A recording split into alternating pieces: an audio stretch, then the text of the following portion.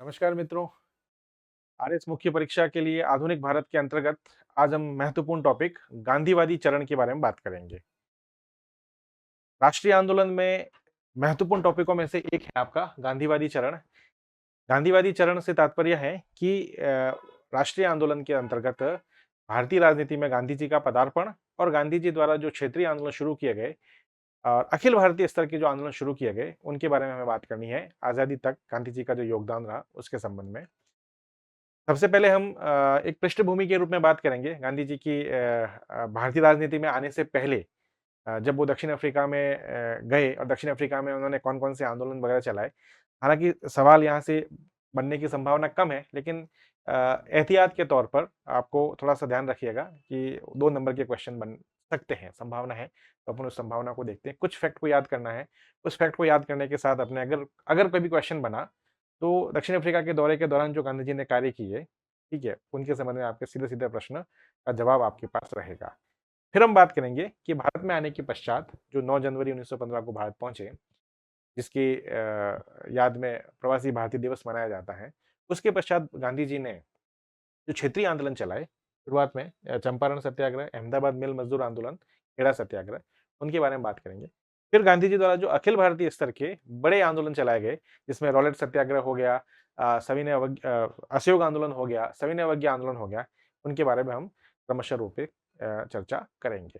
तो सबसे पहले हम बात करते हैं गांधीवादी चरण में गांधी जी की पृष्ठभूमि के बारे में, ठीक है? अगर पृष्ठभूमि की बात करें तो गांधी जी का जन्म वगैरह बहुत ज़्यादा इम्पोर्टेंट नहीं है, लेकिन एक छोटा-सा फटाफट एक रिकैप के रूप में हम देख लेते हैं। जन्म 2 अक्टूबर, सबको पता है, सवाल बनने की संभावना भी यहाँ नहीं है, लेकिन थोड़ा-सा ध्यान रखिएगा, 1869 में पोरबंदर गुजरात में हुआ था। पोरबंदर गुजरात में, ठीक है? मोहनदास नाम था उनका, वास्तविक नाम मोहनदास है। पिता का नाम करमचंद, ठीक है? माता का नाम अपने पुतलीबाई, पत्नी कस्तूरबा। इनके 4 पुत्र थे, जैविक पुत्र थे, ठीक है? देवदास, रामदास, हरिदास, मणिलाल, इस प्रकार के प्रश्न नहीं पूछे थे, लेकिन ध्यान रखिएगा। 5वां पुत्र जो मानस पुत्र के रूप में जमनालाल बजाज को माना गया है, ये आप ध्यान रखिएगा, ठीक है? अफसर क्योंकि राजस्थान से हैं, उद्योगपति हैं, स्वतंत्रता आंदोलन में भाग भी लिया है जमनालाल बजाज में, तो इनके संबंध में प्रश्न पूछे जाते हैं। गांधी जी इन्हें अपना पुत्रवत मानते थे। इन्हें गांधी जी का 5वां पुत्र या मानस पुत्र माना गया है जमनालाल बजाज के रूप में, ठीक है? तो ये भी थोड़ा ध्यान रखिएगा, जमनालाल बजाज मानस पुत्र, गांधी जी के 5वें या मानस पुत्र, 5वां पुत्र गांधी जी का और मानस पुत्र किनके? गांधी जी के, ठीक है? गांधी जी 1889 में बैरिस्ट्री की पढ़ाई, वकालत पास करने के लिए इंग्लैंड चले गए। इंग्लैंड जाने के पश्चात वहां इन्होंने बैरिस्ट्री यानी कि वकालत वकालत की डिग्री हासिल की और वकालत की डिग्री हासिल करने के पश्चात वकील बने। उसके पश्चात 1891 में वे भारत आ गए। डिग्री हासिल करके वे भारत आए। भारत आने के बाद उन्होंने कुछ समय वकालत की प्रैक्टिस राजकोट में की। उस समय राजकोट एक बड़ा शहर था, तो राजकोट में प्रैक्टिस की और वहां उनकी वकालत ज्यादा चली नहीं, तो उन्होंने इससे भी बड़े शहर बंबई की ओर रुख किया। बंबई में भी उन्होंने कुछ समय तक वकालत प्रैक्टिस शुरू की, लेकिन वहां भी व्यावसायिक दृष्टि से वे उतने सफल नहीं हुए। इसी समय 1893 की घटना है। एक गुजराती व्यापारी थे, दादा अब्दुल्ला। इनका व्यापार दक्षिण अफ्रीका के साथ होता था। दादा अब्दुल्ला एक गुजराती व्यापारी थे। उन्होंने देखा कि उनके ही प्रांत का, उनके ही क्षेत्र का एक व्यक्ति है, मोहनदास, वकील हैं, जो जिनके पास ज्यादा रोजगार के अवसर नहीं है। अपने एक केस के सिलसिले में, व्यापार था तो दक्षिण अफ्रीका में कोई इनका एक विवाद चल रहा था, उस विवाद के सिलसिले में उन्होंने गांधी जी को हायर किया और अपने केस के सुलझाने के लिए दक्षिण अफ्रीका भेजा। गांधी जी जब दक्षिण अफ्रीका इस दादा अब्दुल्ला के केस के सिलसिले में दक्षिण अफ्रीका गए, तो वहाँ उन्होंने देखा कि वहां पर भी ब्रिटिश शासन का ही ब्रिटिश जो सरकार थी उन्हीं का शासन था, जैसे भारत में था। तो वहां उन्होंने, और इससे पहले गांधी जी इंग्लैंड जाके आ चुके हैं, तो इंग्लैंड में ब्रिटिश सरकार का जो आम जो अंग्रेजों के प्रति जो धारणा थी, उनकी जो राजनीतिक अधिकार थे, सामाजिक अधिकार थे, वो और भारत तथा दक्षिण अफ्रीका में उनके जो शासन का तरीका था, उसमें उन्होंने रात दिन का अंतर देखा। दक्षिण अफ्रीका जाने के पश्चात दक्षिण अफ्रीका गांधी जी को भेजा, अफ्रीका, ठीक है, भेजा। और ये भी किसका उपनिवेश था दक्षिण अफ्रीका? इंग्लैंड का उपनिवेश था। यहां पर भी इंग्लैंड का शासन था, लेकिन यहाँ का शासन के तौर तरीके और इंग्लैंड में ब्रिटिश सरकार के शासन के तौर तरीकों में रात दिन का अंतर था। इंग्लैंड में एक आंग अंग्रेज जो था, उसके पास व्यापक अधिकार थे, वो निर्वाचन में भाग लेता है, शासन में भाग लेता है, उन्हें स्वतंत्रता है, कई प्रकार की स्वतंत्रता है। लेकिन भारत और दक्षिण अफ्रीका जैसे उनके उपनिवेशों में वहां की जनता को इस प्रकार के कोई अधिकार नहीं है। दक्षिण अफ्रीका में गांधी जी के साथ नस्लवादी भेदभाव हुआ, यहां तक कि जो प्रवासी भारतीय थे, जो खानों में खेती बाड़ी के लिए भारत से ब्रिटिश सरकार लेकर गई थी दक्षिण अफ्रीका में, उन प्रवासी भारतीयों के साथ भी रंग भेद ब्रिटिश सरकार द्वारा किया जाता था। बहुत सारे ऐसे थे, जैसे जो प्रवासी भारतीय हैं, जो काम के लिए यहाँ आए हुए हैं दक्षिण अफ्रीका, उन्हें हर समय एक लाइसेंस अपने पास रखना होता था। अगर उनके पास वो लाइसेंस नहीं होता था, तो उन्हें दंडित किया जाता था। इसके अलावा वह विवाह वगैरह भी कुछ ऐसे करते थे, तो विवाह भी अवैध माना जाता था, अगर वह ब्रिटिश तरीके से या क्रिश्चियन तरीके से नहीं किया हो। इस प्रकार की बहुत सारे कई सारे स्थानों पर उनका प्रवेश वर्जित था, इस प्रकार की बातें थी। तो वहाँ कह सकते हैं कि जो स्थानीय दक्षिण अफ्रीका के लोग हैं, उनके साथ-साथ जो प्रवासी भारतीय हैं, उनके साथ भी ब्रिटिश सरकार नस्लवादी भेदभाव करती थी और इस भेदभाव के शिकार स्वयं गांधी जी भी हुए। ये घटना है गांधी जी की, बहुत ही चर्चित घटना है। हम लोग सब जानते हैं कि 1893 जून 1893 की घटना है। 7 जून डेट इसकी ध्यान रखिएगा। वैसे एकदम पिन पॉइंट डेट का नहीं पूछ सकता, प्रीलिम्स के हिसाब से नहीं है ये। तो गांधी जी जब एक दक्षिण अफ्रीका में प्रथम श्रेणी के टिकट से रेल से यात्रा कर रहे थे, जगह है आपकी डरबन से प्रिटोरिया। डरबन से प्रिटोरिया, दक्षिण अफ्रीका में ही जगह है, प्रिटोरिया के बीच प्रथम श्रेणी के टिकट से गांधी जी यात्रा कर रहे थे। तो टिकट जो कलेक्टर हैं, टिकट चेक करने वाला है, वो भी एक अंग्रेज था। उन्होंने गांधी जी को प्रथम श्रेणी के डिब्बे से बाहर जाने को कहा। गांधी जी ने अपना टिकट बताया कि मेरे पास प्रथम श्रेणी का टिकट है, मैंने पैसे देकर के लिए है, मैं इसमें क्यों नहीं बैठ सकता। तो उन्होंने बताया कि ये अंग्रेजों को या यूरोपियंस को छोड़कर किसी के लिए अलाउ नहीं है, चाहे आपने ये टिकट खरीदा हो। गांधी जी का उनके साथ कुछ वाद विवाद हुआ। अंत में टिकट कलेक्टर ने उनको एक स्टेशन पर डिब्बे से बाहर धकेल दिया। तो उस स्टेशन का भी नाम पीटर्स मारिसबर्ग, पीटर्स मारिसबर्ग नामक स्टेशन का नाम जान रखिएगा आप।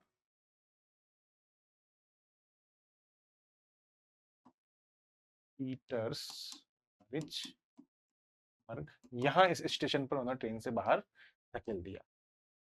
ठीक है, ट्रेन से धकेला।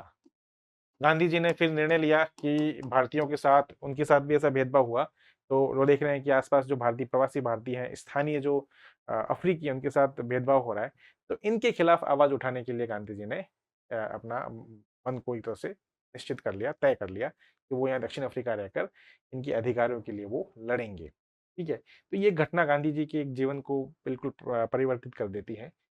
ट्रेन जो थी डरबन से प्रिटोरिया की तरफ जा रही थी, बीच में एक स्टेशन है, यहाँ पर गांधी जी के साथ दुर्व्यवहार हुआ, ट्रेन से बाहर धकेला। ठीक है, ये छोटी मोटी घटना आपको ध्यान रखना है। दक्षिण अफ्रीका रहते हुए गांधी जी ने जनता को जागरूक करने, अपने अधिकारों के लिए लड़ने, अहिंसक आंदोलन चलाने, इसके लिए कुछ आश्रम की स्थापना की। आश्रम एक तरह से उनकी वर्कशॉप होती थी। इन आश्रमों में न केवल जनता को राजनीतिक रूप से जागरूक किया जाता था, बल्कि स्वरोजगार भी प्रदान करने का कार्य किया जाता था। ठीक है, जो आज हम लोग वर्कशॉप की बात करते हैं, इस प्रकार की वर्कशॉप, जिसमें जो स्थानीय व्यक्ति हैं, उन व्यक्तियों को हस्तकला निर्मित कुछ एक तरह से स्वाध्याय के रोजगार के अवसर प्रदान किए जाते थे, उनको ट्रेनिंग दी जाती थी, ताकि वह अपने रोजगार के अवसर खुद शुरू कर सकें। तो इस उद्देश्य से गांधी जी द्वारा अलग-अलग स्थानों पर आश्रमों की स्थापना की। फिर यही कंसेप्ट उन्होंने भारत में भी अलग-अलग आश्रम स्थापित किए। जैसे पहला आश्रम भारत में साबरमती आश्रम हुआ, अहमदाबाद के पास कोचरब में स्थापित था, फिर साबरमती पे ट्रांसफर हो गया। वर्धा आश्रम है, इस प्रकार के बहुत सारे आश्रम अलग-अलग उन्होंने स्थापित किए। तो उन्होंने दक्षिण अफ्रीका रहते हुए फिनिक्स आश्रम डरबन में, फिनिक्स आश्रम, ठीक है, टॉल्स्टॉय आश्रम, रूसी विद्वान जो थे टॉल्स्टॉय, टॉल्स्टॉय आश्रम भी उन्होंने स्थापित किया। ऐसे बहुत सारे आश्रम स्थापित किए उन्होंने। आश्रम की स्थापना का उद्देश्य था, ये एक तरह से वर्कशॉप होते थे, लोगों को रोजगार में रोजगार की ट्रेनिंग देना, रोजगार में संलग्न करने के लिए उन्हें एक तरह से स्वाध्याय कह सकते हैं कि वो रोजगार में प्रशिक्षित करना। साथ ही ये जो आश्रम थे, ये गांधी जी की सत्याग्रह की नीति के भी केंद्र होते थे। जनता को गांधी जी की सत्याग्रह की नीति से परिचित करवाया जाता था। राजनीतिक चेतना दी जाती थी। अपने अधिकारों को लड़ने के लिए, सत्याग्रह की नीति की तरह लड़ने के लिए उनको प्रशिक्षित किया जाता था। इस प्रकार से काम ये करते थे, ठीक है। उनका एक टॉलस्टॉय आश्रम है। इस आश्रम के निर्माण में उनका एक जर्मन शिल्पकार मित्र था, कालिनबाख। इसने भी सहयोग किया था। शिल्पकार मित्र गांधी जी का, जो दक्षिण अफ्रीका में रहता था, इसने भी सहयोग किया था। नाम है कालिनबाख। कालिनबाख। तो जर्मन शिल्पकार मित्र कालिनबाख ने भी अ, इस टॉलस्टॉय आश्रम के निर्माण में गांधी जी का सहयोग किया गया था। दक्षिण अफ्रीका रहते हुए गांधी जी ने कुछ समाचार पत्र चलाए, कुछ संस्थाओं की भी स्थापना की। केवल हमें उनके नाम ध्यान रखना है, क्योंकि हम लोग दक्षिण अफ्रीका का टॉपिक नहीं पढ़ रहे, भारतीय राजनीति पढ़ रहे हैं। पर चूंकि गांधी जी का बैकग्राउंड है, इसलिए हमें केवल नाम ध्यान रखना है। दक्षिण अफ्रीका रहते हुए संभावना कम है सवाल बनने की, लेकिन आ गया तो आप करने की स्थिति में रहोगे। जैसे दक्षिण अफ्रीका रहते हुए गांधी जी ने एक समाचार पत्र चलाया, Indian opinion. Opinion. Gandhi ji इसके संपादन थे। आगे चलकर मनसुख लाल सागर इसके अवैतनिक संपादक बने। नहीं ध्यान रखना है, मैंने बता दिया उसके लिए इतना ही। गांधी जी ने एक समाचार पत्र चलाया, इंडियन ओपिनियन, जो दक्षिण अफ्रीका रहते हुए इन्होंने चलाया था। इसमें वे सरकार के रंग भेद विरोधी, नस्लवाद विरोधी जो नस्लवादी जो नीति थी उसकी आलोचना करते थे, उनके खिलाफ आर्टिकल लिखते थे, जनता को जागरूक, अपने अधिकारों के प्रति जागरूक करने का कार्य करते थे। इंडियन ओपिनियन दक्षिण अफ्रीका रहते हुए गांधी जी द्वारा संपादित एक समाचार पत्र था। इसी प्रकार हम बात करें तो गांधी जी ने इंडियन नेटाल कांग्रेस, एक संस्था की भी स्थापना की, इंडियन नेटाल कांग्रेस, ठीक है। प्रवासी भारतीयों को राजनीतिक रूप से अपने अधिकारों के लिए जागरूक करने के लिए एक राजनीतिक संस्था की स्थापना की। ये भी गांधी जी द्वारा की गई, इंडियन नेटाल कांग्रेस, ठीक है। एक घटना का ध्यान रखिएगा, 1899 की घटना है। 1899 1900 की घटना है। इस समय एक बोर युद्ध हुआ था। विश्व इतिहास में हम लोग पढ़ते हैं बोर युद्ध। ये बेसिकली है क्या कि जो स्थानीय, पहले जो दक्षिण अफ्रीका की जो कॉलोनी थी वो डचों के अधीन थी, हॉलैंड के शासन के अधीन थी। तो जब हॉलैंड से ब्रिटेन ने यह दक्षिण अफ्रीका की कॉलोनी जो थी उसको छीन लिया, तो स्थानीय जो डच थे, किसान जो थे, उनको बोर कहा जाता था, वो वहीं रह गए। ब्रिटिश सरकार ने भी उनको निकालने का काम नहीं किया।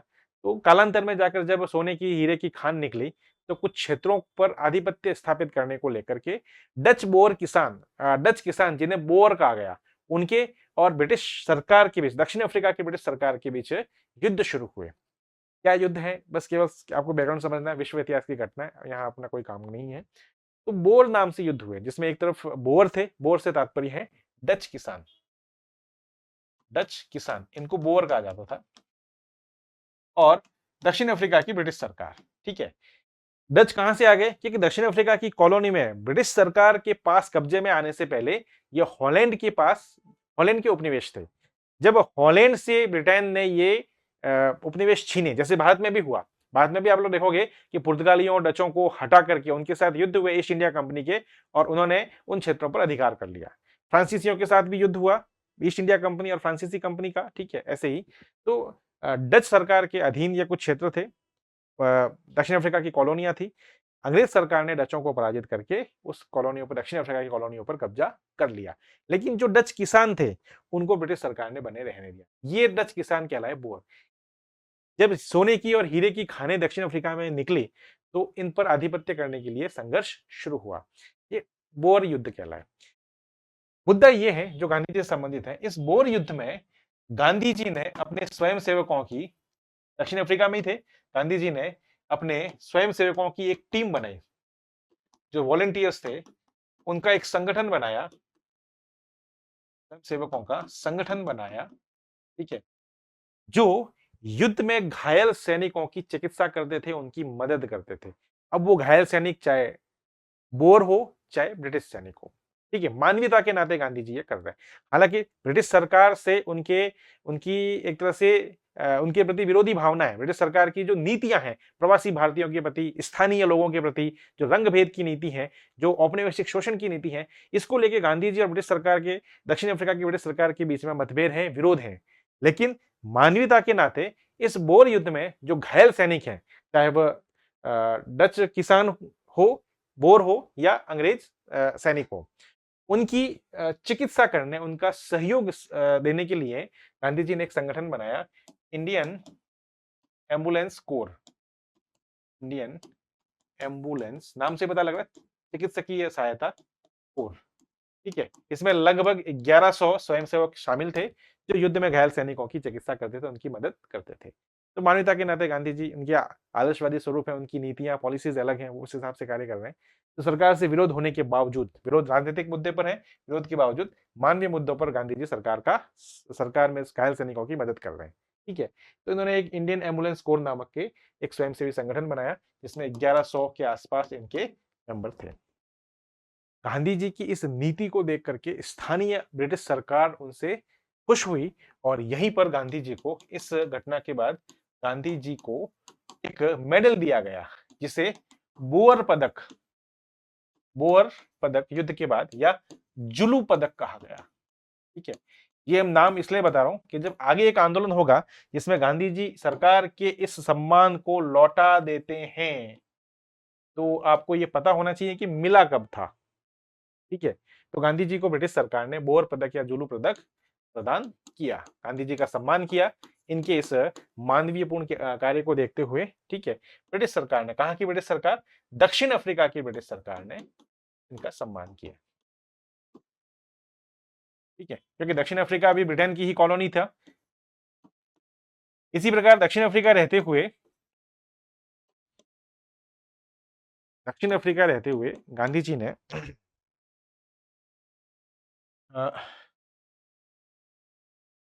1909 में जब एक बार गांधी जी यात्रा कर रहे थे, जहाज, समुद्र के रास्ते जहाज से यात्रा कर रहे थे, तो उस जहाज के अंतर्गत यात्रा के दौरान इन्होंने गुजराती भाषा में एक छोटी सी पुस्तिका निकाली जिसका नाम था हिंद स्वराज। हिंद स्वराज मूलतः ये गुजराती भाषा में थी, छोटी सी पुस्तिका थी गुजराती भाषा में, और इसका जो कंटेंट है, इसकी जो विषय वस्तु ये है कि इसमें हिंद स्वराज में भारतीय और पाश्चात्य जीवन शैली, समाज, इनकी तुलनात्मक अध्ययन किया गया है और स्पष्ट रूप से बताया गया है कि कैसे पाश्चात्य जो जीवन दर्शन है, जीवन शैली है, वह आज के समय में भारतीय दर्शन और जीवन शैली की तुलना में काफी निम्न है। ठीक है, तो दोनों का तुलनात्मक अध्ययन करके हिंद स्वराज में गांधी जी ने बताया गया है। पाश्चात्य जीवन शैली को निकृष्ट माना है, एक तरह से हीन माना है, निम्न माना है। ठीक है, तो गुजराती भाषा में है। 1909 में जब वह समुद्र की यात्रा कर रहे हैं तो जहाज में रह करके उन्होंने ये अपने ग्रंथ को, छोटी सी पुस्तिका है, बुकलेट है, गुजराती भाषा में लिखी गई है, हिंद स्वराज नामक लिखा। ठीक है, इसी प्रकार की एक घटना और है, गांधी जी ने जो सत्याग्रह की नीति चलाई, ठीक है, उस सत्याग्रह की नीति पर किनका प्रभाव था? गांधी जी के ऊपर गीता के दर्शन का प्रभाव है, गांधी जी के ऊपर उपनिषदों के दर्शन का प्रभाव है, गांधी जी के ऊपर जैन दर्शन का भी प्रभाव देखने को मिलता है। जो गांधीवादी दर्शन है, तो गांधी जी की जो फिलॉसफी है, उस फिलॉसफी पर किनका महत्वपूर्ण प्रभाव है, ये स्वयं गांधी जी ने अपने विभिन्न ग्रंथों में इस बारे में बात कोट की है। हालांकि गीता के दर्शन का भी प्रभाव काफी हद तक देखने को मिलता है। उन्होंने 3 विद्वानों के नाम बताए हैं जिनका उन्होंने उल्लेख किया है कि इन विद्वानों की रचनाओं से वो काफी प्रभावित थे। गांधी जी ने स्पष्ट रूप से किया है उन गांधी जी पर प्रभाव, गांधी जी की सत्याग्रह की नीति पर प्रभाव, सत्याग्रह की जो नीति है पर प्रभाव। उनमें सबसे पहला नाम आता है जॉन रस्किन का। ब्रिटिश है, ब्रिटिश विद्वान है जॉन रस्किन। ठीक है, जॉन रस्किन ब्रिटिश विद्वान है। इनकी किताब है अनटू द लास्ट।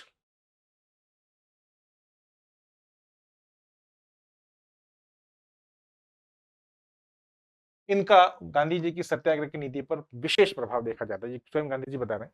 दूसरा है आपका टॉल्स्टॉय, रूसी विद्वान, रूस के हैं टॉल्स्टॉय, सोवियत रूस, और इनकी रचना का नाम है the kingdom of God within you.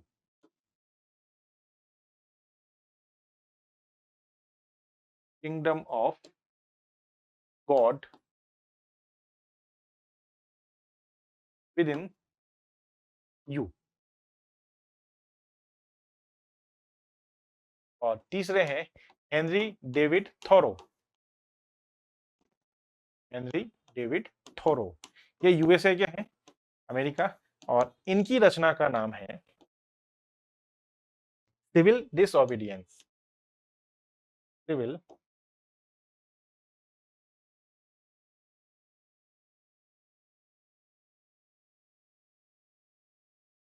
Civil disobedience,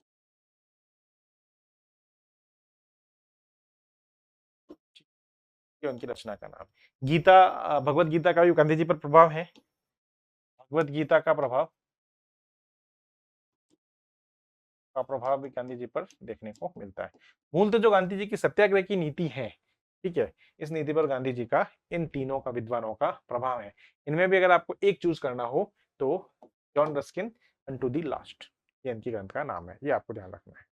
ठीक है, गांधी जी की सत्याग्रह की नीति है। सत्याग्रह की नीति में 11 अंग बताए हैं गांधी जी ने, इसमें सत्य, अहिंसा, ब्रह्मचर्य, एक तरह से अपरिग्रह, अनशन, हिजरत, स्थान परिवर्तन, सविनय अवज्ञा, असहयोग, अस्वाद, ठीक है, श्रम की महत्ता, स्वच्छता, इस प्रकार के उन्होंने 11 तत्व बताए गए हैं। प्रश्न बनने की संभावना नहीं है, लेकिन मैंने वर्बली थोड़ा बता दिया, याद रहे तो ठीक है, नहीं रहे तो कोई ऐसी बात नहीं है। तो इन्होंने सत्याग्रह की नीति अपनी जो बताई है, इसमें ये 11 तत्वों को बताए हैं, इनकी नीति के अंग हैं। ठीक है, और इस सत्याग्रह की नीति का उन्होंने प्रयोग सबसे पहले दक्षिण अफ्रीका में प्रवासी भारतीयों के अधिकारों को दिलाने के लिए किया। वहां ये काफी हद तक सफल भी रही। सरकार इनके जो अहिंसक आंदोलन है, इस आंदोलन के सामने झुकी और वहां की सरकार ने प्रवासी भारतीयों को कुछ अधिकार भी प्रदान किए। वहां सफलता प्राप्त करने के पश्चात जब भारत गांधी जी 9 जनवरी को भारत आए, 9 जनवरी 1900 9 जनवरी 1915 को भारत आए, ठीक है, दक्षिण अफ्रीका से भारत आए। तो इसी दिन की याद में आपको पता है लक्ष्मण सिंघवी एक कमेटी सरकार ने गठित की थी, वो सब चीजें आप जीएस में पढ़ते हैं। तो उनकी सिफारिश पर, एलएम सिंघवी सिफारिश पर इस दिन को प्रवासी भारतीय दिवस के रूप में मनाया जाता है। भारतीय सरकार द्वारा ये प्रवासी भारतीय दिवस के रूप में मनाया जाता है। कार्यक्रम भी आयोजित किया जाता है और जो एनआरआईज हैं, प्रवासी भारतीय हैं, जो भारत से बाहर रह रहे हैं, जो अलग अलग क्षेत्रों में विशेषज्ञता प्राप्त है, चाहे राजनीति हो, चाहे कोई सॉफ्टवेयर इंजीनियर में हो, चाहे किसी अन्य क्षेत्र में हो, कला के क्षेत्र में हो, उनको बुलाया जाता है, उनका सम्मान किया जाता है और भारत के राजनीतिक, सामाजिक और आर्थिक विकास में इनके योगदान के लिए उनको कहा जाता है। इस प्रकार की बातें, सम्मेलन हर वर्ष होते रहते हैं 9 जनवरी के आसपास। ठीक है, तो गांधी जी की याद में ये सम्मेलन ये हुआ था। जब गांधी जी आए तो गांधी जी ने यहां आकर अहमदाबाद के पास कोचरब में एक जगह है, कोचरब, अब तो अहमदाबाद जिले के अंतर्गत, शहर के अंतर्गत ही आती है, वहां पर अपना पहला आश्रम स्थापित किया। फिर वो ट्रांसफर हो गया साबरमती नदी के तट पर। तो अहमदाबाद के पास उन्होंने साबरमती आश्रम की स्थापना की। साबरमती नदी के तट पर है साबरमती आश्रम स्थापित। ठीक है, मैंने बताया कि गांधी जी के आश्रम का कंसेप्ट क्या था। ये एक वर्कशॉप होती थी, स्थानीय लोगों को स्वरोजगार प्रदान करने के लिए प्रशिक्षित देना, साथ ही गांधी जी की जो सत्याग्रह की नीति है, इनसे इनका लोगों को प्रशिक्षण देना। ठीक है, कि वो इस नीति को कैसे, हमें इस नीति की उपयोगिता क्या है, इस नीति में किस प्रकार से आंदोलन चलाना है, राजनीतिक जागरूकता का विकास करना है, इसके लिए गांधी जी ने अलग अलग स्थानों पर आश्रम स्थापित किए। भारत में पहला आश्रम था साबरमती आश्रम, ठीक है, मई 1915 में यहाँ स्थापित किया। और इस आश्रम को स्थापित करने में अहमदाबाद के ही एक उद्योगपति थे, जो गांधी जी के मित्र भी थे, अंबालाल साराभाई, उन्होंने आर्थिक सहयोग दिया था आश्रम की स्थापना में। आश्रम की स्थापना में अंबालाल साराभाई, एक व्यवसायी का, जो गांधी जी के मित्र भी थे, व्यवसायी द्वारा आर्थिक सहायता दी गई। क्यों मैं कह रहा हूं नाम, क्योंकि इनका नाम फिर से आगे आपने को देखने को मिलेगा, अंबालाल साराभाई का आर्थिक सहायता प्रदान की। जब गांधी जी भारत में आते हैं, वर्ष है 1915 और विश्व इतिहास की घटना है, आप सबको पता होगा, उस समय भारत क्या पूरे विश्व के एक बड़े क्षेत्र में प्रथम विश्व युद्ध, फर्स्ट वर्ल्ड वॉर चल रहा है। प्रथम विश्व युद्ध 1914 में शुरू हुआ था और 1918 तक चला था। 1918 के बाद जब युद्ध समाप्त हुआ तो 1919 में पराजित पक्षों के साथ पेरिस पीस कॉन्फ्रेंस में अलग-अलग संधियां हुई, वर्साई की संधि, सेंट जर्मेन की संधि, ये बहुत सारी संधियां हम लोग अलग-अलग क्षेत्र में देखेंगे इसको विश्व इतिहास की घटना के संदर्भ में। तो प्रथम विश्व युद्ध उस समय चल रहा था। महत्वपूर्ण बात यह है। प्रथम विश्व युद्ध जब चल रहा था भारत में, तो प्रथम विश्व युद्ध में चूंकि एक पक्षकार ब्रिटिश सरकार भी थी और भारत पर ब्रिटिश सरकार का नियंत्रण था, वो उसके अधीन था। तो ब्रिटिश सरकार ने भारत जैसे उपनिवेशों को अपनी ओर से विश्व युद्ध में शामिल होने की घोषणा कर दी, बिना भारतीय नेताओं से कोई सलाह मशवरा किए किसी प्रकार से ये। हालांकि अ, इन उपनिवेशों की सहायता के बदले ब्रिटिश सरकार ने ये घोषणा की थी कि अगर ये उपनिवेश युद्ध में हमारी सहायता करते हैं, तो युद्ध में विजय के पश्चात हम उन्हें अधिकार प्रदान करेंगे, उनकी मांगों पर एक तरह से विचार करेंगे, उनकी मांगों पर सीरियस होकर विचार करेंगे। तो जो सरकार ब्रिटिश सरकार की ये घोषणा हुई, उपनिवेशों का सहयोग प्राप्त करने, चाहे वो आर्थिक सहयोग हो, चाहे सैनिक सहयोग हो, ठीक है? तो गांधी जी भी ब्रिटिश सरकार के इन वादों में आ गए और गांधी जी ने भी जगह-जगह घूम-घूम करके भारतीय नवयुवक जो युद्ध में लड़ने के लायक थे, उन्हें प्रेरित किया कि आप विश्व युद्ध में ब्रिटिश सेना में शामिल होइए और ब्रिटिश सरकार की ओर से युद्ध में भाग लीजिए। ठीक है? तो गांधी जी जहाँ-जहाँ दौरा कर रहे हैं, ब्रिटिश सरकार के इस घोषणा के बाद ब्रिटिश सरकार ने क्या घोषणा की? क्योंकि उन्हें उपनिवेशों के सहयोग की जरूरत थी, क्योंकि शुरुआत में विश्व युद्ध में ब्रिटेन और मित्र देशों का पलड़ा कमजोर था। ठीक है? विलियम केसर जो जर्मनी का शासक था, उनका पलड़ा भारी हो रहा था। ठीक है? तो युद्ध में उपनिवेशों की सहायता प्राप्त करने के लिए ब्रिटेन की सरकार ने घोषणा की कि यदि उपनिवेश हमारा सहयोग करते हैं, तो युद्ध की समाप्ति के पश्चात हम उन्हें उचित अधिकार प्रदान करेंगे। गांधी जी भी उनकी बातों में आ गए और इसीलिए गांधी जी ने कहा कि ब्रिटिश सरकार का नवयुवकों को साथ देना चाहिए कि ज्यादा से ज्यादा संख्या में ब्रिटिश सेना में भर्ती हो। ठीक है? तो गांधी जी जब जहां-जहां घूम रहे हैं, तो इस प्रकार की बातें नवयुवकों को कह रहे हैं, प्रेरित कर रहे हैं।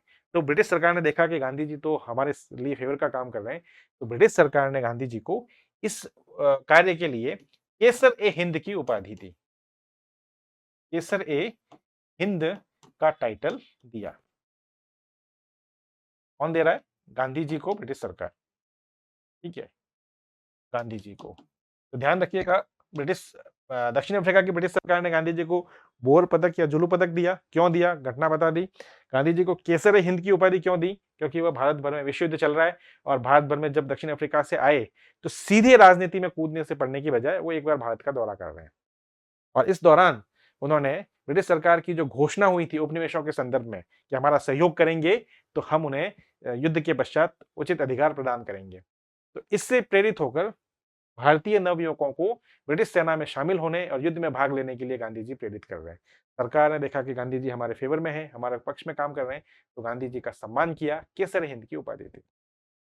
बेसिकली गांधी जी जब भारत आए, दक्षिण अफ्रीका से प्रवास करके 1915 जनवरी 1915 में भारत आए, तो गांधी जी ने अपना राजनीतिक गुरु माना गोपाल कृष्ण गोखले, जो उदारवादी नेता थे, कांग्रेस के उदारवादी और बड़े नेता थे, गोपाल कृष्ण गोखले, उनको अपना राजनीतिक गुरु माना। और गोपाल कृष्ण गोखले की सलाह पर ही गोपाल कृष्ण गोखले ने गांधी जी को कहा कि आपने दक्षिण अफ्रीका में बहुत अच्छा कार्य किया है, वहां प्रवासी भारतीयों को उनके अधिकार दिलाने में काफी मदद की है और सफलता भी प्राप्त की है। लेकिन दक्षिण अफ्रीका की राजनीति और भारत की राजनीति अलग है। ठीक है? तो आपको पहले भारतीय समस्याओं को समझना होगा। इसके लिए आप सीधे राजनीति में उतरें, उससे पहले भारत को समझना होगा, भारत की जनता की मुद्दों को समझना, उनका उनकी समस्याओं को समझना होगा। तो इसके लिए आप भारत का भ्रमण कीजिए। तो गांधी जी शुरुआत में पूरे 1 वर्ष तक भारत का भ्रमण करते हैं, भारत के अलग-अलग क्षेत्रों में जाते हैं, जनता की समस्याओं को समझने की कोशिश करते हैं। ठीक है? इसी दौरान गांधी जी भारतीय नवयुवकों को युद्ध में भाग लेने के लिए प्रेरित करते हैं। तो गांधी जी को ब्रिटिश सरकार ने केसर हिंद की उपाधि दी और भारतीय समाचार पत्रों में गांधी जी के लिए एक शब्द यूज हुआ, भर्ती करने वाला सार्जेंट। भर्ती करने वाला सार्जेंट। सार्जेंट सेना में एक पद होती है जो रंग रूटों की भर्ती से संबंधित कार्य करता है। तो समाचार पत्रों में भारत के नेताओं ने गांधी जी को कहा कि ये तो ब्रिटिश सरकार के लिए भर्ती करने वाला सार्जेंट है। ठीक है ना। तो ये दो टाइटल, दो शब्द गांधी जी के लिए ध्यान रखिएगा। केसर हिंद की उपाधि ब्रिटिश सरकार द्वारा दी गई, क्यों दी गई हमने चर्चा कर ली।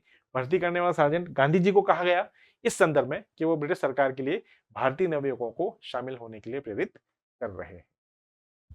ये तो था आपका एक तरह से गांधी जी का बैकग्राउंड। शॉर्ट में देखा, सवाल बनने की संभावना न्यूनतम है, पर अगर कहीं बन गया 2 नंबर के बनने की संभावना है, तो आपको ध्यान होना चाहिए केसर हिंद की उपाधि हो गई, ठीक है, साबरमती आश्रम हो गया आपका, भर्ती करने वाला सार्जेंट हो गया, इस पर कोई 2 नंबर का क्वेश्चन बन सकते हैं। जॉन रस्किन हो सकता है, अनटू द लास्ट पर हो सकता है, ठीक है। इसके अलावा बोर युद्ध हो सकता है, इंडियन एम्बुलेंस कोर हो सकता है, हिंद स्वराज के बारे में आ सकता है, हिंद स्वराज क्या है, ठीक है। और इंडियन ओपिनियन समाचार पत्र के संदर्भ में हो सकता है कि इंडियन ओपिनियन क्या था, ठीक है।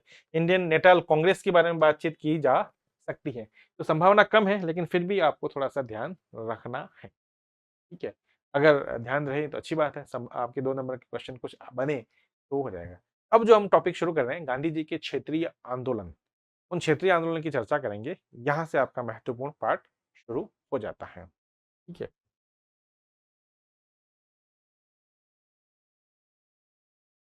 गांधी जी के क्षेत्रीय आंदोलन,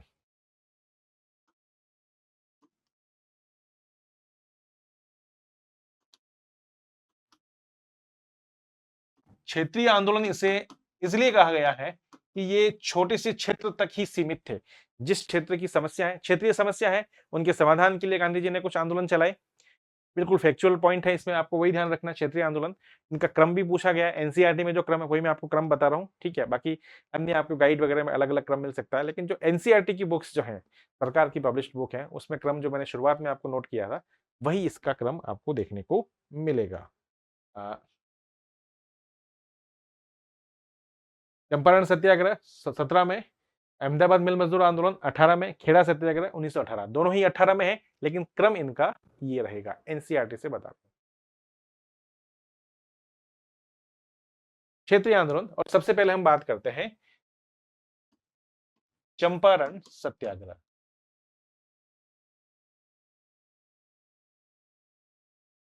चंपारण बिहार में एक जिला है, बिहार क्षेत्र में एक जिला है। और यहां समस्या क्या थी कि यहां जो अंग्रेज, स्थानीय अंग्रेज कलेक्टर था, वह किसानों से जबरन नील की खेती करवा रहा था, ठीक है। मुद्दा क्या है यहां पर, जबरन नील की खेती, जबरदस्ती नील की खेती करवाना, करवाया जाना।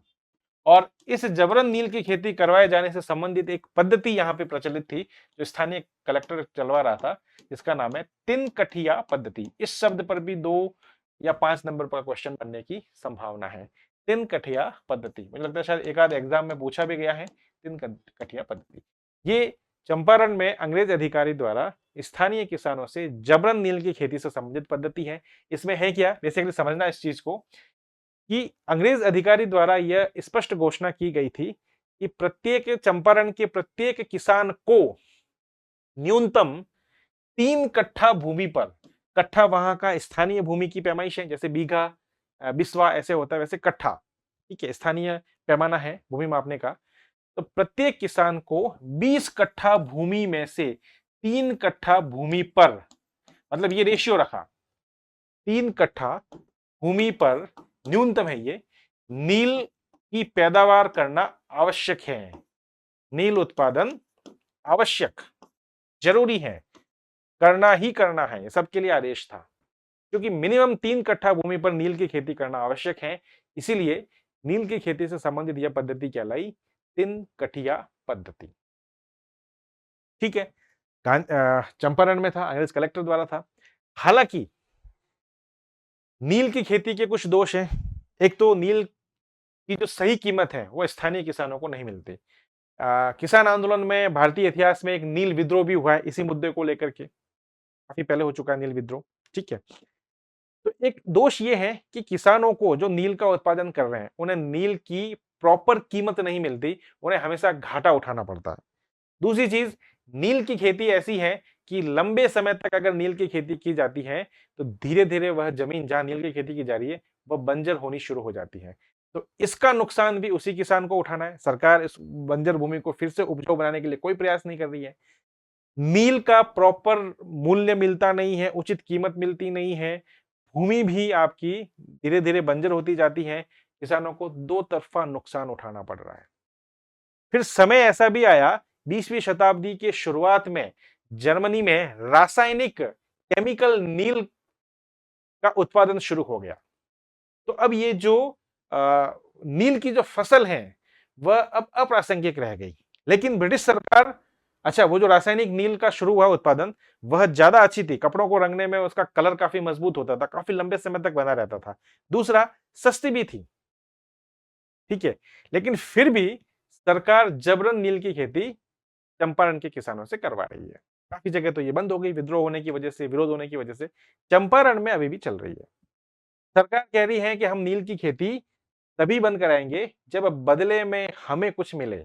मतलब वह टैक्स बढ़ाने को तैयार थी कि ठीक है आप नील की खेती का विरोध कर रहे हो, हम नील की खेती को बंद कर देंगे। तो भू राजस्व की दर आप पर बढ़ाई जाएगी। मतलब सरकार फ्री में कुछ भी नहीं करना चाहती है। तो इस 3 कठिया पद्धति जो जबरन नील की खेती से संबंधित थी कि प्रत्येक 20 कट्ठा भूमि में से 3 कट्ठा मिनिमम 3 कट्ठा भूमि पर चंपारण के प्रत्येक किसान को नील की खेती करना अनिवार्य है। यह आदेश पारित किया गया, ठीक है? तो इसको 3 कठिया पद्धति कहा गया। तो किसानों के एक नेता थे जिसका नाम था राजकुमार शुक्ल। वो कांग्रेस के बड़े-बड़े नेताओं से मिले, लेकिन उन नेताओं को ये मुद्दा सही नहीं लगा। फिर वो गांधी जी की ख्याति से परिचित हो चुके थे, दक्षिण अफ्रीका में रहकर उन्होंने जो कार्य किया था। तो राजकुमार शुक्ल बाद में गांधी जी से भी मिले। गांधी जी को पूरा विवरण समझाया कि क्या मुद्दा है। गांधी जी तुरंत तैयार हो गए किसानों की मदद करने और राजकुमार शुक्ल के आह्वान पर गांधी जी चंपारण पहुंचे। और जैसे ही गांधी जी चंपारण के कलेक्टर को पता लगा कि गांधी जी किसानों के हित के मुद्दे के उठाने के लिए चंपारण आए हैं, स्थानीय कलेक्टर ने गांधी जी के चंपारण में प्रवेश को बैन कर दिया। लेकिन गांधी जी ने उस आदेश की अवहेलना की और यही बार गांधी जी ने पहली बार अपनी सत्याग्रह की नीति का एक अंग सविनय अवज्ञा की नीति, ध्यान रखिएगा, सविनय अवज्ञा की नीति का प्रयोग किया। भारत में पहला ही आंदोलन है गांधी जी का, हालांकि क्षेत्रीय आंदोलन है। तो यहां पर उन्होंने पहली बार सत्याग्रह में उन्होंने बताया 11 अंग थे, 11 तत्व थे, उसमें से एक तत्व है सविनय अवज्ञा, ठीक है? सिविल डिसओबीडिएंट। तो इस नीति का प्रयोग पहली बार चंपारण में किया। अंग्रेज कलेक्टर को अंततः झुकना पड़ा क्योंकि गांधी जी किसानों के पक्ष में थे। उन्होंने कहा कि आप जबरन नहीं करवा सकते। अंग्रेज कलेक्टर पर अन्य अधिकारियों जो उच्च अधिकारी अंग्रेज अधिकारी उनका भी दबाव पड़ा क्योंकि एक तरफ गांधी जी को अभी अभी केसर हिंद की उपाधि दी है जो सरकार के समर्थन के तौर पर भारतीयों को शामिल करवा रहे हैं। प्रथम विश्व युद्ध अभी खत्म नहीं हुआ है, ठीक है? तो उच्चस्थ अंग्रेज अधिकारियों का दबाव पड़ा अंग्रेज कलेक्टर पर।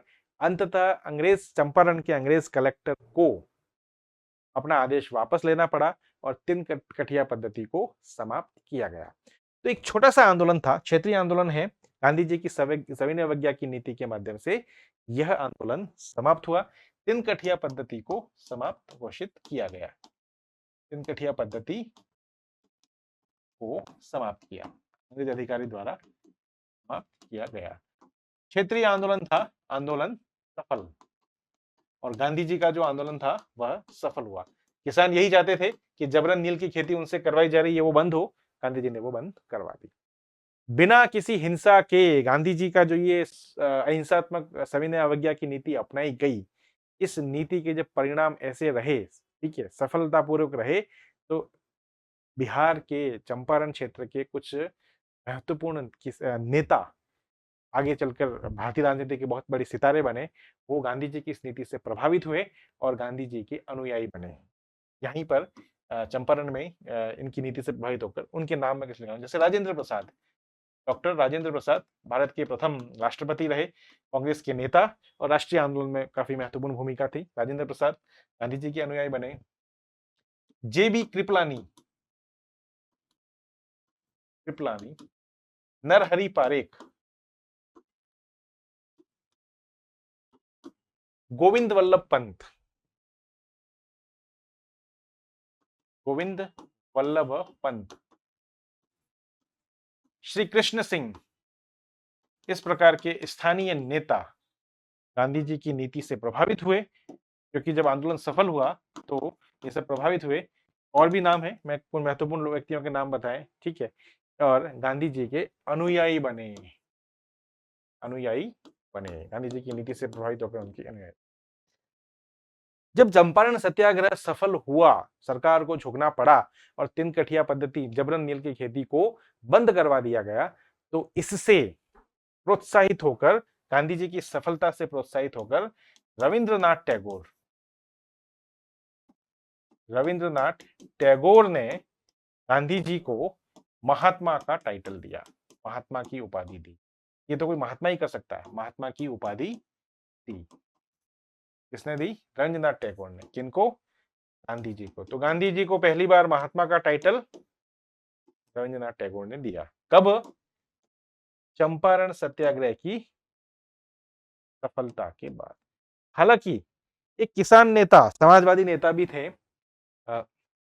एनजी रंगा, उनका नाम भी ध्यान रखिएगा। किसान नेता थे एनजी रंगा, किसान नेता, ठीक है। इन किसान नेता ने चंपारण सफल आंदोलन की सफलता की आलोचना की कि गांधी जी नहीं होते तो किसानों को शायद ज्यादा अधिकार प्राप्त होते। तो इन्होंने इस चंपारण सत्याग्रह की सफलता की आलोचना की। एनजी रंगा ने चंपारण सत्याग्रह की सफलता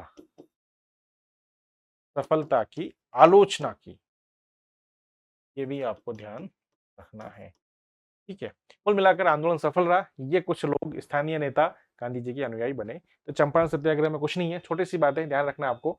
बिहार क्षेत्र में हुआ, 1917 की घटना है, 1917 ईस्वी की घटना है, ठीक है। चंपारण सत्याग्रह मुद्दा क्या था? जबरन नील की खेती करवाया जाना, जिससे संबंधित तीन कठिया पद्धति है। 3 कट्ठा भूमि पर न्यूनतम जबरन नील की खेती करनी ही करनी है। किसानों में काफी आक्रोश था, ठीक है। इस मुद्दे को लेकर के स्थानीय नेता राजकुमार शुक्ल कांग्रेस के बड़े बड़े नेताओं से मिले, कोई तैयार नहीं हुआ, तो गांधी जी से मिले। गांधी जी ने उनका मुद्दे को सुना और किसानों के हित में उनका सहयोग करने के लिए उन्होंने निर्णय लिया। गांधी जी चंपारण आए। चंपारण के कलेक्टर ने गांधी जी के प्रवेश पर, चंपारण के प्रवेश पर एक तरह से बैन लगा लिया। गांधी जी ने यहीं पर सविनय अवज्ञा की नीति का पहली बार प्रयोग किया और शांतिपूर्वक सरकार के इन आदेशों का विरोध किया, ठीक है। जब गांधी जी, जो कि कुछ समय पहले तक सरकार का विश्व युद्ध में साथ दे रहे थे, ठीक है, तो उच्चस्थ अधिकारियों ने भी अंग्रेज कलेक्टर पर दबाव बनाया और गांधी जी की जो नीति थी, इस नीति से प्रेरित होकर बहुत सारे किसान इसमें शामिल हो गए। तो आंदोलन को बढ़ते हुए देख करके अंग्रेज कलेक्टर ने अपने आदेश को, जबरन नील की खेती करवाए जाने से संबंधित अपने आदेश को, तीन कटिया पद्धति को रद्द कर दिया। आंदोलन सफल रहा। गांधी जी की इस नीति से प्रभावित होकर के स्थानीय नेता राजेंद्र प्रसाद, गोविंद वल्लभ पंत, नरहरि पारेख, जेबी कृपलानी, श्री कृष्ण सिंह जैसे नेता गांधी जी के अनुयायी बने, प्रभावित होकर, गांधी जी की नीति से प्रभावित होकर। आंदोलन की सफलता को देखते हुए रविंद्रनाथ टैगोर ने गांधी जी को महात्मा की उपाधि दी। पहली बार गांधी जी को महात्मा रविंद्रनाथ टैगोर ने कहा है। हालांकि एक स्थानीय किसान नेता थे एनजी रंगा, एनजी रंगा स्थानीय नहीं है, आंध्र क्षेत्र के हैं। एनजी रंगा ने गांधी जी के चंपारण सत्याग्रह की सफलता को की आलोचना की है। उनका कहना है कि गांधी जी अगर इसमें शामिल नहीं होते तो शायद किसानों को और ज्यादा अधिकार प्राप्त होते। फिर वो अलग मुद्दा है। एनजी रंगा ने गांधी जी की आलोचना इसमें की है। यहां ये पूरा मुद्दा आपको ध्यान होना चाहिए चंपारण सत्याग्रह के संबंध में। दूसरा आपका जो क्षेत्रीय आंदोलन है वह है अहमदाबाद मिल मजदूर आंदोलन। गुजरात के अहमदाबाद का है, अहमदाबाद मिल मजदूर आंदोलन, 1918 की घटना। दूसरा क्षेत्रीय आंदोलन 1918, ठीक है, गुजरात के अहमदाबाद की घटना है। यहां ये ध्यान रखिए कि जहां चंपारण सत्याग्रह और खेड़ा सत्याग्रह ये ब्रिटिश सरकार के विरोध में था, अहमदाबाद मिल मजदूर आंदोलन ब्रिटिश सरकार के विरोध में न होकर मिल मालिकों के विरोध में था। अब ये मिल मालिक भारतीय भी थे और यूरोपियंस भी थे, ठीक है, नाम से ही पता लग रहा है मिल मजदूर आंदोलन। ये फैक्ट्री में काम करने वाले जो मजदूर हैं उनका आंदोलन। मुद्दा क्या था यहां पर प्लेग बोनस का मुद्दा था, प्लेग बोनस। 1918 से पहले अहमदाबाद और उसके आसपास के क्षेत्रों में प्लेग फैल गया था। प्लेग आपको पता है एक रोग है जो चूहे के संक्रमण से बहुत ज्यादा फैलता है, ठीक है। तो स्थानीय जो मिलों के मालिक हैं, चाहे वो भारतीय उद्योगपति हो, चाहे यूरोपीय उद्योगपति हो, उन्होंने क्या किया कि फैक्ट्रियां बंद न हो, अपना काम सुचारू रूप से चालू रहे, इसके लिए अपने मजदूरों को एहतियातन दवाइयां प्रदान करने का एक योजना बनाई कि अगर ये दवाइयां लेंगे, स्वच्छता रखेंगे, तो शायद कोई संक्रमित नहीं होगा, और संक्रमित नहीं होगा तो फैक्ट्री बंद नहीं होगी, क्योंकि एक मजदूर को हो गया तो हो सकता है कुछ ही दिनों में सारे मजदूर उसकी चपेट में आ जाए और फैक्ट्री बंद हो जाए, और फैक्ट्री बंद हो गई तो हजारों लाखों रुपए का नुकसान तय है। तो मिल मालिकों ने, चाहे वो यूरोपियंस हो या भारतीय मिल मालिक हो, उन्होंने प्लेग से बचाव के लिए सभी मजदूरों को वेतन का 20% प्लेग बोनस। मिल मालिकों का क्या था स्टेटमेंट? मिल मालिकों का कहना था, उनका जो प्रस्ताव था कि वेतन का 20%, जितना उनका मासिक वेतन है उसका 20% बोनस दिया जाएगा, जो प्लेग बोनस कहलाया। लेकिन जो मजदूर थे वह 20% की बजाय 50% की मांग पर अड़े हुए थे। मजदूरों का प्रस्ताव क्या था कि नहीं, मजदूरों का प्रस्ताव था वेतन का 50% बोनस दिया जाए, जितना वेतन है उसका 50% बोनस मिले, 20% बहुत कम है। उनसे पूछा गया क्यों कम है, तो उन्होंने कहा गया कि प्रथम विश्व युद्ध चल रहा था, 1918 में ही खत्म हुआ है, ठीक है, लेकिन महंगाई अपनी चरम सीमा पर थी विश्व युद्ध के कारण। 4 साल तक विश्व युद्ध चला और भारत भी इसका एक पक्षकार था, भारत भी लंबे समय तक इसमें शामिल रहा, तो भारत में भी महंगाई चरम सीमा पर थी। तो 20% बोनस जो है, वेतन का 20%, वह पर्याप्त नहीं है, काफी नहीं है। मिल मालिकों को 50% बोनस देना चाहिए। मिल मालिक इसको लेकर के तैयार नहीं थे।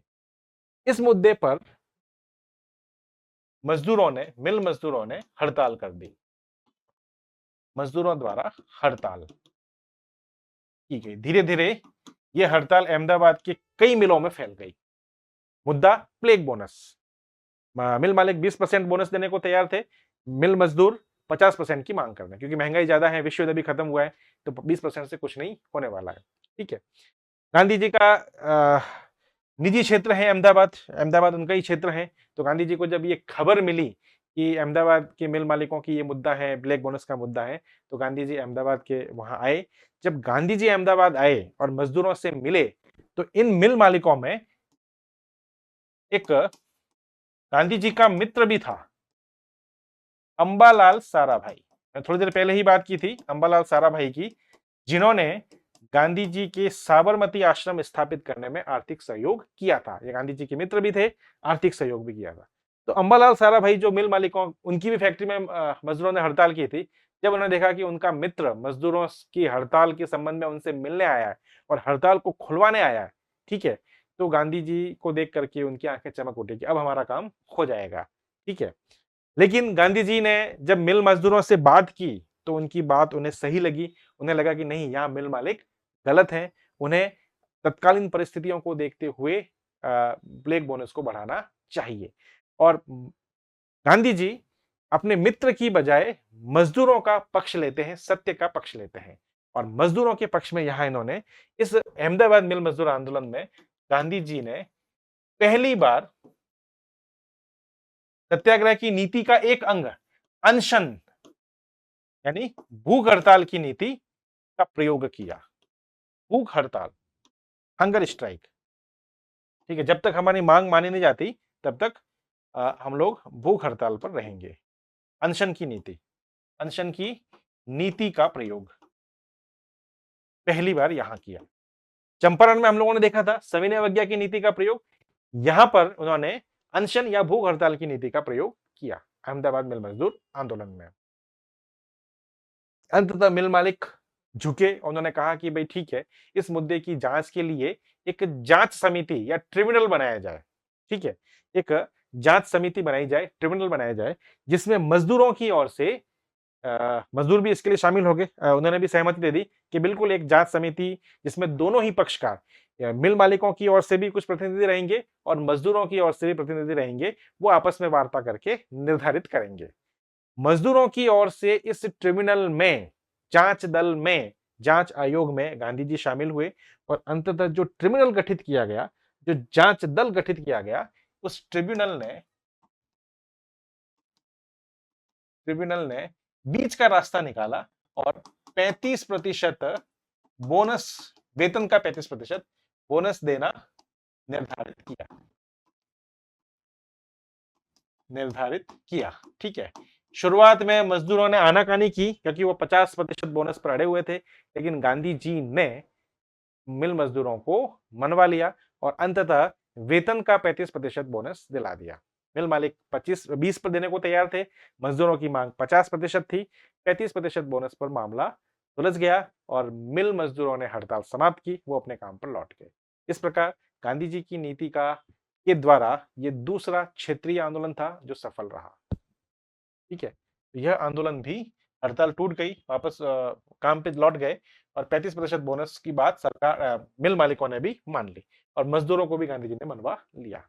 ठीक है, यह आंदोलन भी सफल रहा। आंदोलन सफल।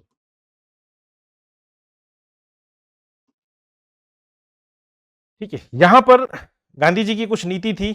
इस नीति से प्रभावित होकर गांधी जी की एक सहयोगी बनी अंबालाल साराभाई की बहन, अंबालाल साराभाई, उद्योगपति गांधी जी के मित्र, उनकी एक बहन थी अनुसुईया बेन पटेल। अनुसुईया बेन पटेल, वह गांधी जी की सच्चरित्रता और सत्य के प्रति उनके झुकाव को देख करके उनसे काफी प्रभावित हुई कि जिस व्यक्ति ने, जो गांधी जी का मित्र है, उनका पक्ष नहीं लिया, जिसने उनकी आर्थिक सहायता की, उनका भी पक्ष नहीं लिया, गांधी जी ने सच्चाई का पक्ष लिया, मजदूरों का पक्ष लिया, तो इनकी इस नीति से प्रभावित होकर अनुसुईया बेन पटेल गांधी जी की अनुयायी बनी। ठीक है, गांधी जी की नीति से प्रभावित हुई और गांधी जी की अनुयायी बनी। यह आपका दूसरा आंदोलन जो था।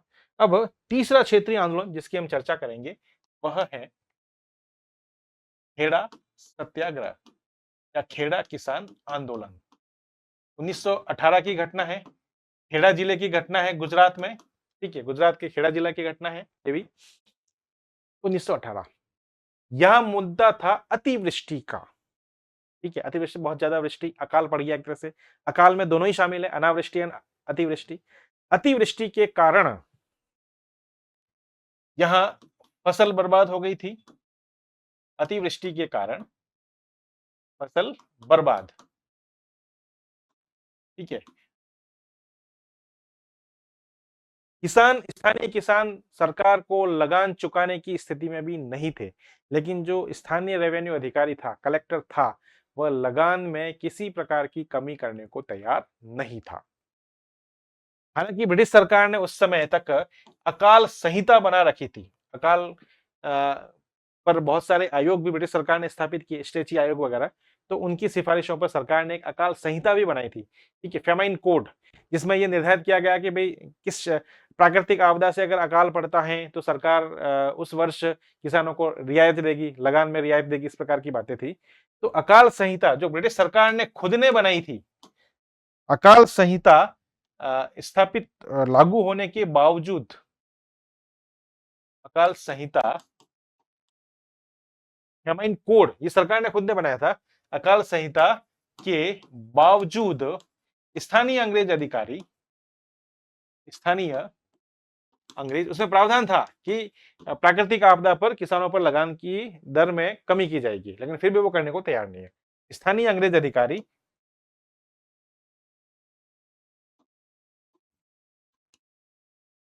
अधिकारी लगान की दर में कमी करने को तैयार नहीं था। लगान की दर में कमी करने को तैयार नहीं। ठीक है, इसके विरोध में स्थानीय नेता वल्लभ भाई पटेल।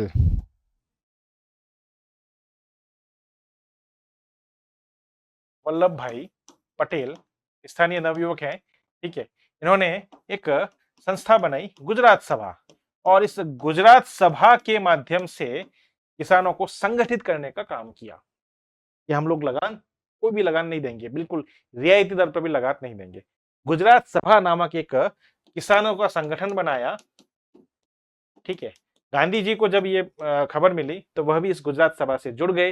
गुजरात सभा की गांधी जी ने अध्यक्षता की और किसानों के मुद्दे पर वो भी इस आंदोलन में शामिल हो गए, किसान संगठन बनाया, ठीक है।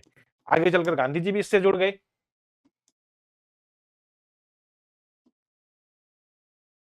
और यहां पर गांधी जी ने किसानों के समर्थन में सरकार के विरोध में असहयोग की नीति अपनाई।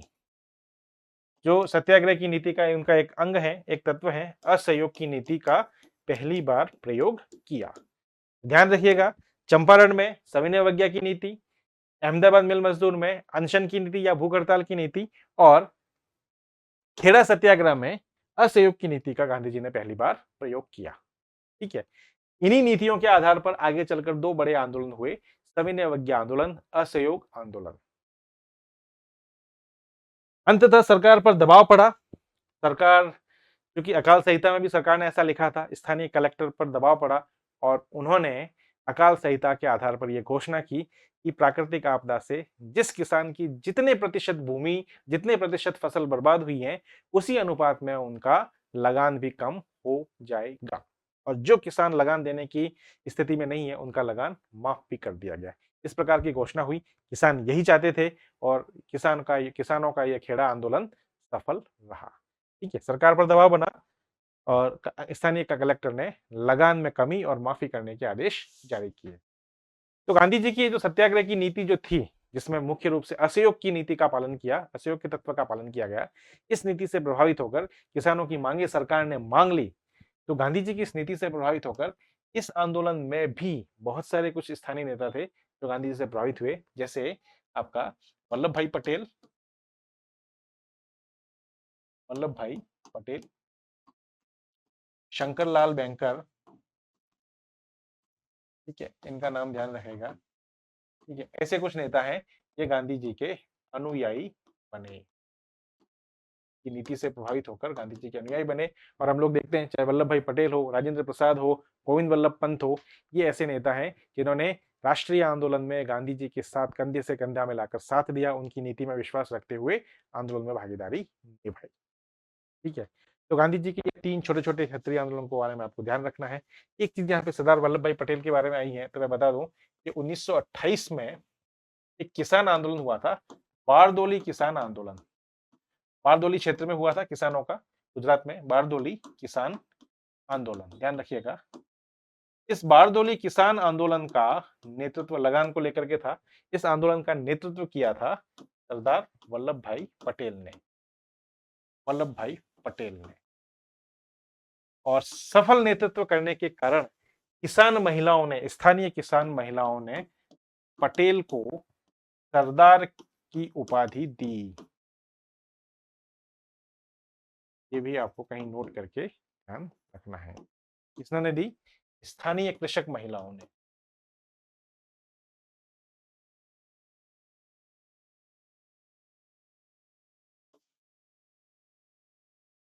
सरदार की उपाधि दी वल्लभ भाई पटेल को। उन्होंने बारदोली किसान आंदोलन में सफल नेतृत्व प्रदान किया था। तो पटेल के बारे में आप ध्यान रखिएगा, ठीक है। गांधी जी के तीन छोटे छोटे क्षेत्रीय आंदोलन, उनके बारे में ध्यान रखिएगा, कौन कौन इसमें शामिल हुआ, कौन उनसे प्रभावित हुआ और आगे चलकर गांधी जी के अनुयायी बने, तो कुछ छोटी छोटी घटनाएं हैं, छोटे से क्षेत्रीय आंदोलन है। तीनों ही आंदोलन सफल रहे। जब गांधी जी की आंदोलन सफल रहे, गांधी जी का भी आत्मविश्वास बढ़ा और इसके पश्चात गांधी जी एक बड़े लेवल के आंदोलन में शामिल होते हैं। तो अगली क्लास में हम लोग रॉलेट सत्याग्रह के बारे में बात करेंगे। रॉलेट सत्याग्रह रॉलेट एक्ट के विरोध में आया था, तो सबसे पहले हम रॉलेट एक्ट को समझेंगे। क्या था रॉलेट एक्ट, क्या उसकी खामियां थी, क्यों भारतीयों द्वारा, कांग्रेस द्वारा, गांधी जी द्वारा इसका विरोध किया गया, उनमें घटनाओं को पढ़ेंगे कि इस विरोध के दौरान जो आंदोलन चलाया गया, जिसको रॉलेट सत्याग्रह कहा गया, इसमें कौन सी घटनाएं हुई। एक घटना का मैं जिक्र करूंगा, जलियांवाला बाग हत्याकांड। ठीक है? जब ये टॉपिक आएगा तब हम इसके बारे में डिटेल में बात करेंगे। आज के लिए इतना ही। पढ़ते रहिए, नोट्स आपको प्रिंटेड नोट्स के साथ-साथ मिलता रहेगा आपको। क्लासरूम को देखने के बाद आप नोट्स पढ़िए, आपको और ज़्यादा अच्छे से समझ में आएगा और अगली क्लास में हम फिर मिलेंगे। तब तक के लिए धन्यवाद।